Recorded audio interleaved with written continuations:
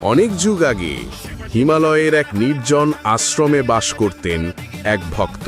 দারিদ্র্য ছিল তার সঙ্গী, তবুও প্রতিদিন তিনি নদী থেকে জল এনে ভগবান মহাদেবের পূজা করতেন।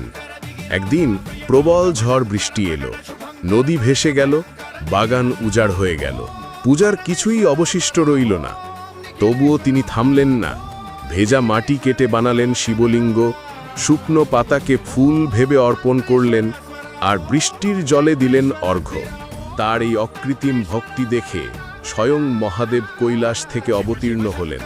বললেন, ভক্ত, তোমার ভক্তি আমাকে বাধ্য করেছে, যা চাও তাই বর দিচ্ছি।